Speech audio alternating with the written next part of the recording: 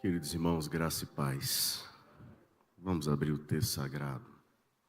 Abra sua Bíblia, por favor, no livro dos Salmos, no Salmo de número 117. Eu peço a você que, por gentileza, ao encontrar o texto sagrado, se coloque de pé. Nós faremos a leitura a uma só voz. Salmo de número 117.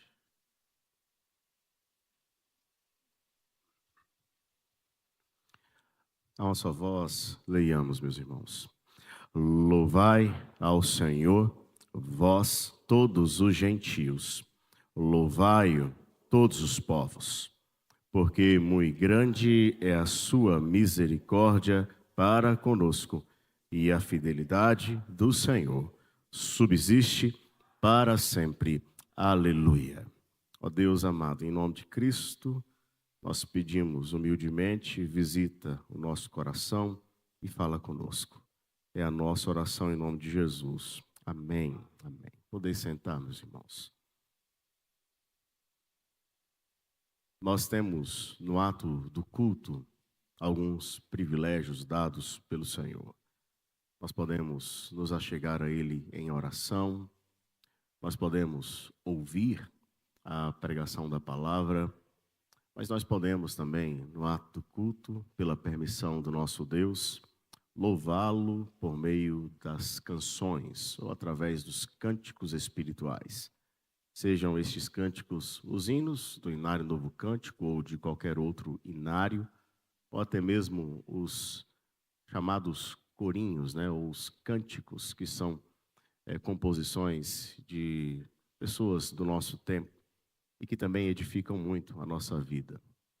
E quando nós cantamos no ato do culto, quando nós entoamos louvores ao Senhor através das músicas, ao fazermos isso, nós estamos expressando, de certo modo, as nossas convicções, mas também os nossos compromissos.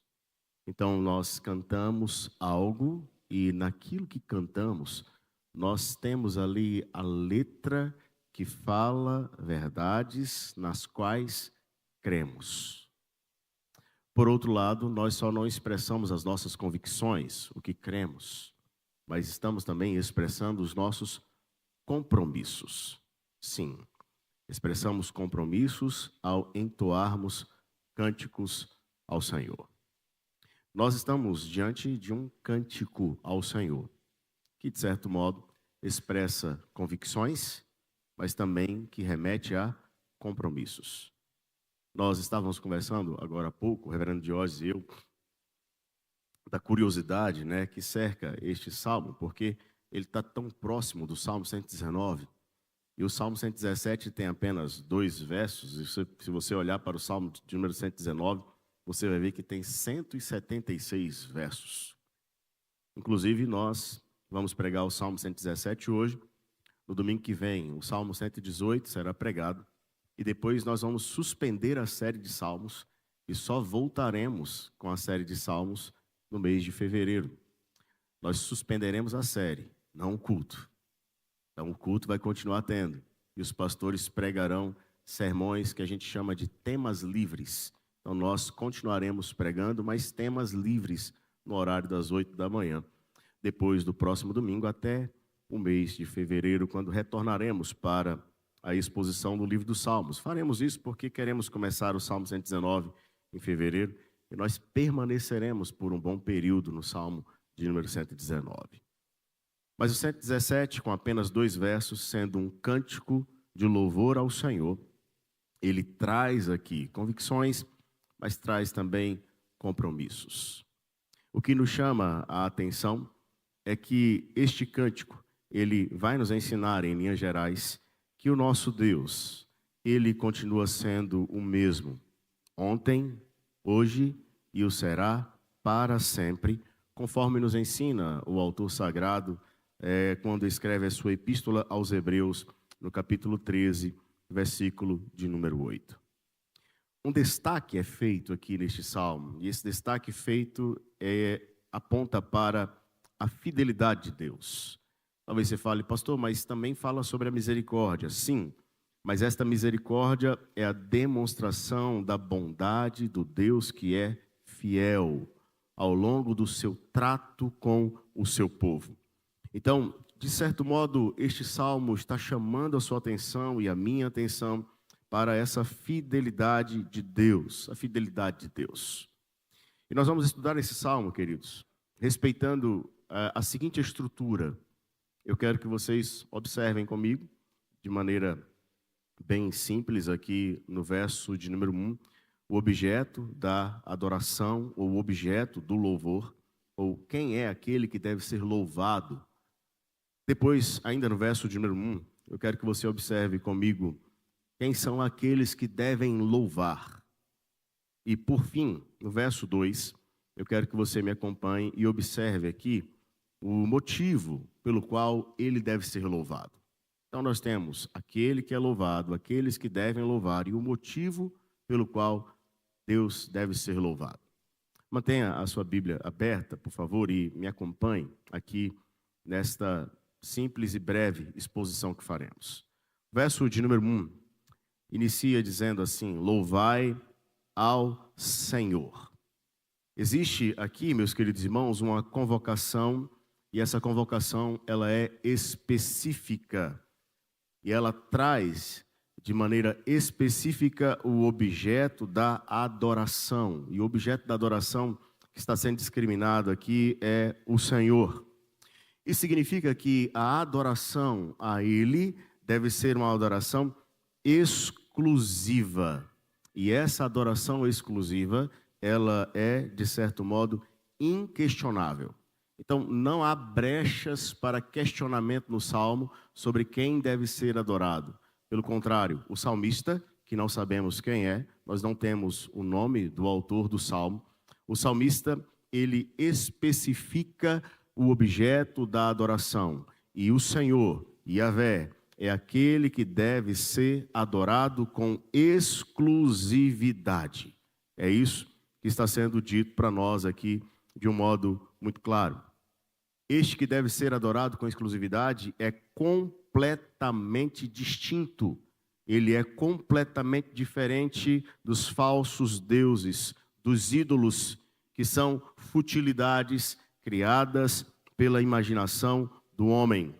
Este que deve ser adorado, que está sendo mencionado aqui, é exatamente aquele que existe desde a eternidade, que é autoexistente, que é o Criador de todas as coisas, que é o sustentador de todas as coisas, que é o provedor da redenção do seu povo. É somente Ele que deve ser adorado. Quando nós olhamos, então, para esse princípio estabelecido no Salmo, sobre o objeto da adoração, nós vamos ver, então, que Deus, ele não negocia este ponto com ninguém. Não há espaço para a adoração dedicada a qualquer outro que não seja única e exclusivamente a Ele. Isso é de suma importância para a minha vida e para a sua vida, não só no que diz respeito a esse instante, quando estamos reunidos como Igreja do Senhor em um ato de culto. Talvez falar aqui de inserir um ídolo ou um falso Deus ou um outro objeto aqui na nossa igreja, no momento do culto, para voltar a nossa atenção para Ele, falar nesse sentido, talvez seja algo que para muitos soe como inadmissível, e deve ser. Mas pensemos no seguinte: o Senhor Deus, Ele nos chama para vivermos uma vida de adoração não somente aqui dentro. O Senhor Deus, Ele nos chama para vivermos uma vida de oração durante toda a trajetória da nossa existência. Onde estivermos, devemos estar como adoradores. Onde quer que estejamos, ali devemos estar como verdadeiros adoradores. E onde o adorador vai, o adorador leva o seu coração. Não tem como você deixar o seu coração em um lugar e ir para o outro. mas onde você vai, você leva o seu coração e você expressa aquilo que está no mais íntimo do seu coração. E nós sabemos que os ídolos, eles não são processados necessariamente fora, mas os ídolos, eles são processados dentro. O professor Calvino já nos ensinou a respeito disso, ao dizer que o coração do homem, ele pode ser entendido como uma fábrica de ídolos. Quando nós vivemos a nossa vida lá no cotidiano, e nós estabelecemos algumas metas ou algumas conquistas em uma escala de prioridade que está acima daquela escala que deve estar única e exclusivamente ao Senhor, nós estamos correndo sério risco de deixar de dar a Deus aquilo que é devido única e exclusivamente a Deus e estar atribuindo às outras coisas, ao trabalho, à casa, ao carro, à esposa, aos filhos, ou até a si mesmo, a honra que é devida única e exclusivamente ao Senhor. Compreenda algo, nós estamos aqui na manhã deste dia e nós trouxemos para cá aquilo que vivemos como adoradores lá fora.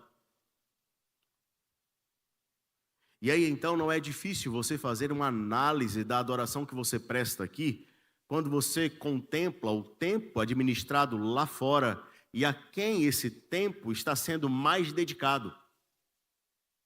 Se não há espaço e dedicação de tempo lá fora para o encontro com Deus, para a conversa com o Senhor, para o retorno a Ele, para a entrega a Ele, para o louvor a Ele, para a adoração a Ele, inevitavelmente haverá falha na adoração aqui. E sabe o que normalmente se acontece quando a falha ocorre aqui? Essa falha, ela é terceirizada ou lança-se na responsabilidade daqueles que estão conduzindo o ato do culto. Nossa, você viu hoje, não foi o caso hoje, louvado seja Deus, mas você viu hoje como é que os hinos foram cantados? Como que o cântico foi entoado? Nem consegui cantar direito. Se isso não é real lá, não será real aqui. Se a contemplação daquele que deve ser adorado não acontece lá, não espere que aqui você vai desfrutar da intensidade devida da adoração. No verso de número 1, então, nós temos esta declaração e essa especificação. O objeto da adoração é o Senhor. Mas agora, ainda no verso de número 1, me acompanhe no restante do verso, porque ele diz, louvai ao Senhor, e agora ele vai apontar para nós quem são aqueles que devem louvar ao Senhor. E diz assim o texto sagrado, louvai ao Senhor todos os gentios, louvai-o todos os povos. Então nós temos aqui, louvai todos os gentios e louvai-o todos os povos. O que nos chama a atenção neste salmo, estando ele, claro, no Antigo Testamento, é que a ideia do salmista é que a adoração ou a convocação para a adoração não deveria ficar restrita aos muros de Jerusalém. Ou seja, não era somente Israel que deveria adorar, mas Israel deveria ser um instrumento para convocar os povos, as nações, a fim de que estas viessem também para adorar ao Senhor. Então, o que nós estamos encontrando agora, nesse instante, é uma descrição do propósito de Deus. Qual é o propósito de Deus? O propósito de Deus é alcançar os gentios. O propósito de Deus é alcançar todos os povos. Deus, então, não está interessado aqui neste salmo de que a adoração a Ele fica restrita aos muros de Jerusalém. Transpondo essa verdade para o nosso tempo, nós poderíamos dizer que Deus não está interessado de que esta adoração fique restrita aos muros desta igreja. Não, por quê? Porque Deus está interessado de que essa adoração alcance outras pessoas, alcance aqueles que estão lá fora, busque aqueles que não conhecem o Senhor. A expressão gentios e todos os povos se une. Gentio era todo aquele que não era israelita ou judeu. Então, todos os povos que não são judeus e que não conhecem a Yahvé devem ser convocados para vir à adoração, conhecer Yahvé e entregar a Ele a adoração. Esse propósito de Deus de alcançar as nações, meus queridos, não é algo que está sendo revelado somente aqui. Nós temos nas Escrituras Sagradas, em diferentes momentos, Deus deixando muito claro que o desejo dele era, de fato, alcançar todos os povos, as nações. Você vai se recordar de Gênesis capítulo 12, versículos 1 a 3, quando Deus está chamando Abraão e está dando promessas a Abraão. E dentre as promessas que o Senhor Deus dá a Abraão, uma delas é exatamente a seguinte: em ti serão benditas todas as famílias da terra. Todas as famílias da terra, todos os povos, todos os gentios. É muito bom estar aqui, queridos, louvando ao Senhor. Quando nós começamos a cantar o Deus de aliança, Deus de promessas, eu estava ali sentadinho e pensando, oh Deus, que privilégio estar aqui no ato de adoração comunitário, com os irmãos, olhando única e exclusivamente para o Senhor, louvando ao Senhor e reconhecendo os seus atributos. Obrigado, Deus. É um privilégio maravilhoso. Mas ele é tão bom, mas tão bom, que ele precisa ser o quê? Compartilhado. Ele precisa ser compartilhado. E aí é inevitável, porque aí eu penso, eu não vou citar nomes, mas eu penso em pessoas que eu amo, mas que ainda não conhecem esse Deus. E que ainda não estão louvando esse Deus. Que ainda não adoram esse Deus. Estes são aqueles que estão fora dos muros desta igreja, fora dos muros de Jerusalém, e que devem ser buscados, que devem ser trazidos para adorar aquele que tem o propósito de alcançar cada família da terra. É interessante, queridos, que esse Deus maravilhoso que deve ser adorado, que prometeu a Abraão que alcançaria todas as famílias da terra, ele de fato cumpriu a sua palavra. E há um texto bíblico que eu quero mencionar agora com vocês, que nos remete a essa concretização, preparando-nos para a observação final do Salmo. Quando Simeão entoou o cântico dele, e Simeão entoou o cântico depois que ele contemplou o Salvador, tendo o Salvador em seus braços. Você se recorda disso? Nós estamos nos aproximando do Natal, iniciaremos hoje uma série de mensagens, Celebrai ao Rei. Nós falaremos dessa celebração ao Rei durante todo o mês de dezembro aqui na nossa igreja, contemplando a ideia do Natal. E Simeão, com o Salvador em seus braços, ele entoou um cântico ao Senhor, e no cântico que ele entoou ao Senhor, ele declarou o seguinte: os meus olhos viram a tua salvação, a qual preparaste diante de todos os povos, luz para a revelação aos gentios e para a glória do teu povo Israel. Veja, a salvação que foi preparada diante de todos os povos, e a luz de revelação aos gentios. Quem é a luz de revelação aos gentios? Quem é o Salvador que foi preparado diante de todos os povos? Jesus Cristo. E o Salmo, então, quando diz louvai ao Senhor todos os gentios, louvai-o todos os povos, ele está apontando para algo que vem mais adiante. Ele está reforçando a promessa dada por Deus de que de fato ele enviaria a luz para todos os povos, que ele enviaria a salvação de todos os gentios, e é Jesus Cristo. E Simeão está então contemplando Jesus Cristo, e é como se ele estivesse falando, sim, a convocação do Salmo 117, ela pode ser obedecida e experimentada porque o Redentor foi revelado ao mundo. E é tão interessante que Simeão, depois disso, ele chega à seguinte conclusão: agora, Senhor, o Senhor pode me despedir. Pode me levar em paz, porque os meus olhos já viram o Redentor. Eu estou pronto para morrer. Estar pronto para morrer requer a contemplação de Cristo e não a preparação de uma conta bancária muito grande para deixar aqui. Mas o apóstolo Paulo também nos chama a atenção. O apóstolo Paulo, ele cita este salmo, mostrando o propósito de Deus e mostrando o cumprimento da promessa do Senhor.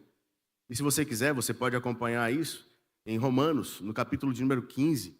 Você vai ver o apóstolo Paulo falando sobre isso. Ele diz, a partir do verso 8, digo, pois, que Cristo foi constituído ministro da circuncisão em prol da verdade de Deus, para confirmar as promessas feitas aos nossos pais. E aí então você se recorda, é claro, dos patriarcas. Desde lá, Deus tem falado essas promessas e confirmado elas. Verso 9, e para que os gentios façam o quê? Glorifiquem a Deus, por causa do quê? Da sua misericórdia, que também é mencionada no Salmo 117, como está escrito, por isso eu te glorificarei entre os gentios e cantarei louvores ao teu nome. E também diz, alegrai-vos, ó gentios, com o seu povo. E ainda, veja agora a citação que Paulo vai fazer no verso 11, louvai ao Senhor, vós, todos os gentios, louvai todos os povos. Paulo está falando de que texto aqui, gente? Salmo 117. É exatamente o salmo que ele está citando. A convocação é para todos. E nós somos instrumentos para levar essa convocação àqueles que ainda não conhecem ao Senhor. Verso 2 agora. Olhe para ele, por favor. Nós já falamos sobre o objeto da adoração, quem é que deve ser adorado, quem deve adorar. E agora, no verso 2, nós vamos encontrar uma explicação para essa adoração. Por que ele deve ser adorado? O verso 2 nos diz, louvai ao Senhor, porque a sua fidelidade subsiste para sempre. Essa é a ideia do verso 2. Eu quero ler o verso 2. Porque muito grande é a sua misericórdia para conosco, e a fidelidade do Senhor subsiste para sempre. Aleluia. É assim que encerra esse pequeno salmo. Perceba que vai aparecer aqui, como eu mencionei anteriormente, misericórdia e fidelidade. Misericórdia e fidelidade. A misericórdia sendo essa bondade de Deus expressada sobre o seu povo, e não dá para ser desconectada, desvencilhada da misericórdia ou da fidelidade, que é o cumprimento de todas as suas promessas. E assim Deus o faz. Quando nós olhamos para a misericórdia e fidelidade aqui também sendo mencionadas, queridos, nós precisamos enxergar aqui que o salmista está nos apontando o caráter do Deus da aliança. Esse Deus da aliança, Yahvé, ele é aquele que mantém a sua misericórdia e fidelidade no trato com o seu povo ao longo de toda a trajetória. E nós temos, então, um ápice dessa revelação de misericórdia e fidelidade na pessoa de Jesus Cristo. O Senhor enviou o seu Filho amado Jesus Cristo para demonstrar a sua misericórdia sobre a sua vida e sobre a minha vida, mas Ele também enviou o seu Filho Jesus Cristo confirmando ou comprovando ou consumando a sua promessa que fora dada no Antigo Testamento. Misericórdia e fidelidade estão sendo demonstradas. É o caráter de Deus sendo expresso aqui. Falando mais uma vez de Jesus Cristo como expressão dessa misericórdia e fidelidade, e contemplando mais uma vez os episódios que envolvem o seu nascimento, nós podemos voltar os nossos olhos agora para Zacarias. E Zacarias também, ele canta exaltando ao Senhor, expressando convicções, mas também compromissos. E no cântico de Zacarias, ele exalta o Deus fiel, porque o Deus fiel cumpriu todas as suas promessas. E Zacarias então vai citar Davi e Abraão. e vai falar da promessa do Salvador. Vejam as palavras de Zacarias em Lucas, capítulo de número 1, verso 67. Eu vou iniciar no verso 67. Olha o que ele diz. Olha o que diz o texto. Zacarias, seu pai, cheio do Espírito Santo, profetizou dizendo. Olha o que está sendo dito. Bendito seja o Senhor. Ele está louvando. Bendito seja o Senhor, Deus de Israel, porque visitou e redimiu o seu povo e nos suscitou plena e poderosa salvação na casa de Davi, seu servo, como prometera desde a antiguidade, por boca dos seus santos profetas, para nos libertar dos nossos inimigos e das mãos de todos os que nos odeiam, para usar de misericórdia com os nossos pais e lembrar-se da sua santa aliança e do juramento que fez a quem, gente? Abraão. E no juramento dado a Abraão, em ti serão benditas todas as famílias da terra. Misericórdia e fidelidade ali em Cristo, apontando para o cumprimento de todas as promessas a Davi, aquilo que os profetas falaram, mas aquele juramento que Deus deu a Abraão. Agora, por causa de Cristo, a salvação então alcança todas as famílias da terra. Em Cristo, nós contemplamos a misericórdia e a fidelidade de Deus. Em Cristo, nós somos transformados em verdadeiros adoradores, para engrandecer única e exclusivamente aquele que nos libertou. É exatamente isso que nós estamos encontrando aqui. Agora, perceba algo, né? E aqui para a nossa reflexão mesmo. Deus, Ele demonstrou a sua misericórdia, a sua fidelidade, solucionando a maior crise da sua existência e da minha existência. Nós estamos sujeitos a crises enquanto vivemos aqui nesse mundo. Todos nós. Diferentes tipos de crises, inclusive. As mais conhecidas são aquelas que são mais faladas. São duas delas, né? As crises de ansiedade e as crises depressivas. São as mais faladas, né? As mais badaladas. Por mais difíceis que elas sejam, e dolorosas, diga-se de passagem, elas ainda não são semelhantes à pior crise da sua existência e da minha existência, que era a crise da nossa separação de Deus. Porque na crise de separação de Deus, você e eu estávamos o quê?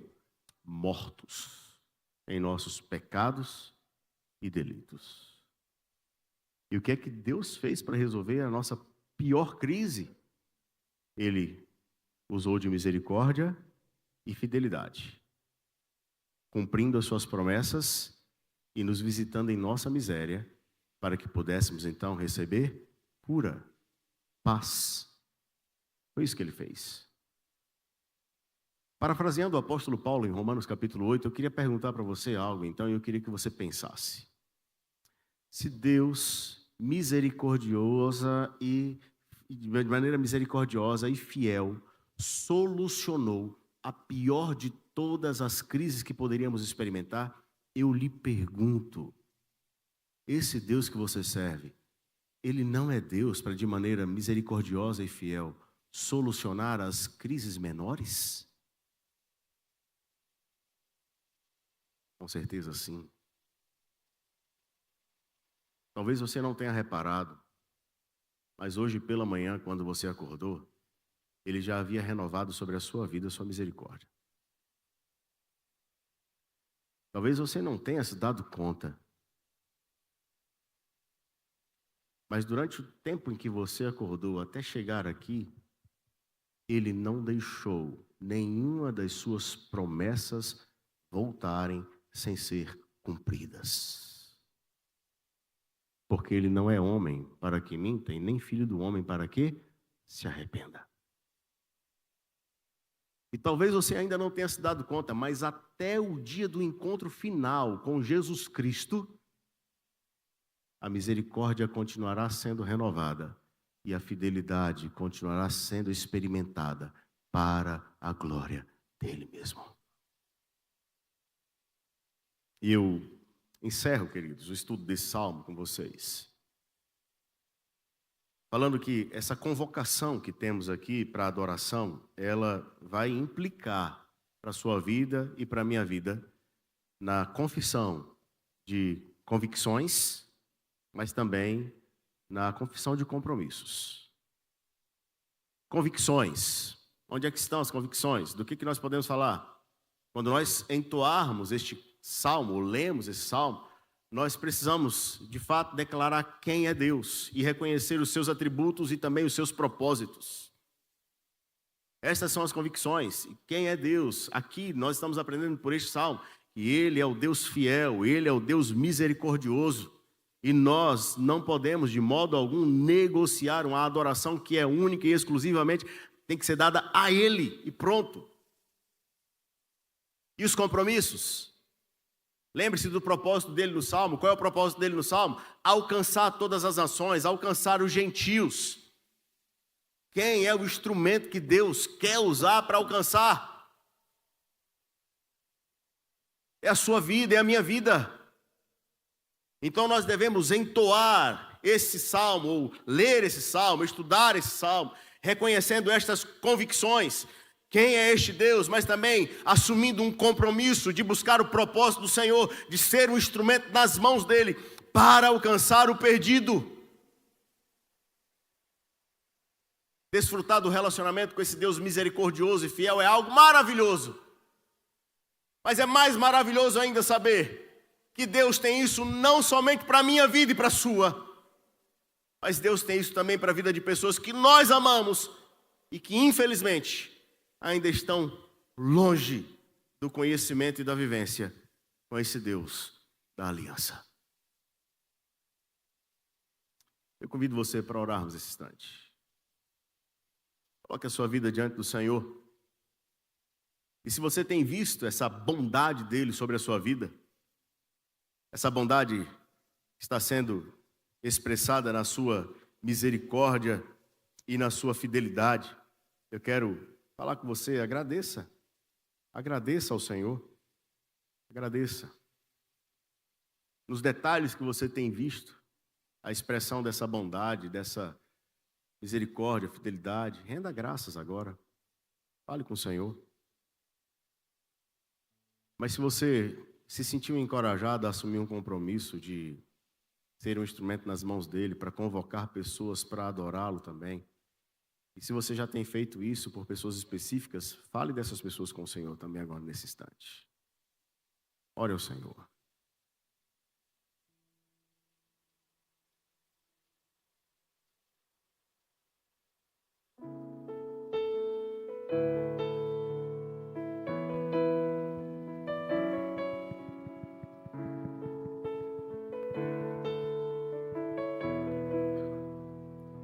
Te amo, Deus, tua graça nunca falha. Todos os dias eu estou em tuas mãos. Desde quando me levanto até eu me deitar, eu cantarei da bondade de Deus.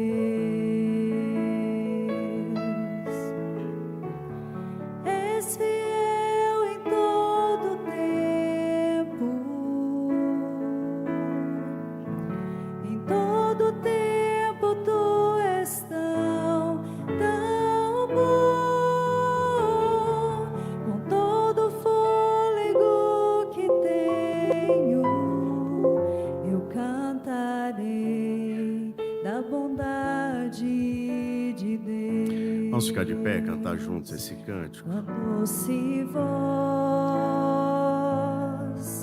e me guia em meio ao fogo, na escuridão, tua presença me conforta.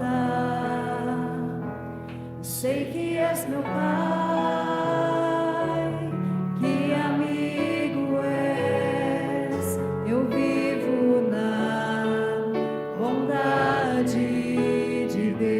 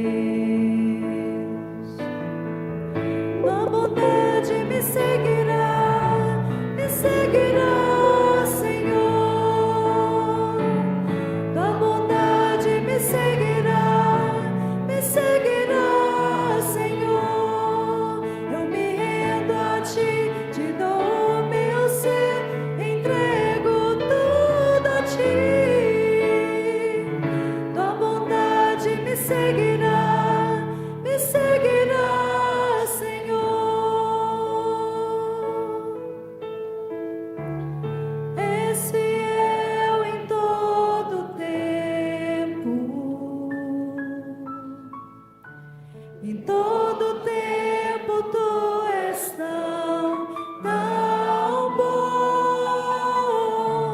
com todo fôlego que tenho, eu cantarei da bondade de Deus. Eu cantarei da bondade de Deus. Ó Deus querido, nós reconhecemos que não há outro que possa ser comparado ao Senhor. Só o Senhor é digno, só o Senhor deve receber a nossa adoração. Reconhecemos, ó Pai, que o Senhor é eterno. Reconhecemos que o Senhor é poderoso. Reconhecemos que o Senhor é o Criador de todas as coisas. Que o Senhor conhece todas as coisas. Nada, absolutamente nada, está escondido dos teus olhos. O Senhor é aquele que tem demonstrado ao longo da história a sua misericórdia, a sua graça, a sua fidelidade. E nós, ó Pai, nós fomos alcançados pelo Senhor. Nós desfrutamos do teu amor em Cristo Jesus. O Senhor cumpriu a promessa de enviar a redenção. E o Senhor continuará cumprindo todas as suas promessas até a consumação dos séculos. Nós te louvamos com corações agradecidos, porque para nós é um privilégio extraordinário estarmos aqui diante do Senhor. Mas obrigado, Pai, pelo lembrete que o Senhor nos dá de que essa adoração não deve ficar restrita às paredes desta igreja. Há pessoas lá fora que ainda não conhecem o Senhor. E o Senhor quer nos usar. Capacita-nos pela obra do Espírito Santo em nome de Jesus. E quebranta os corações dessas pessoas, ó Pai, para o louvor da Tua glória em nome de Jesus. Faz com que ela, ó Deus, também experimentem da misericórdia e da fidelidade do Senhor. A fim de que estejamos unidos neste coro aqui, mas especialmente a fim de que estejamos unidos no coro, na glória eterna, engrandecendo e exaltando ao Senhor.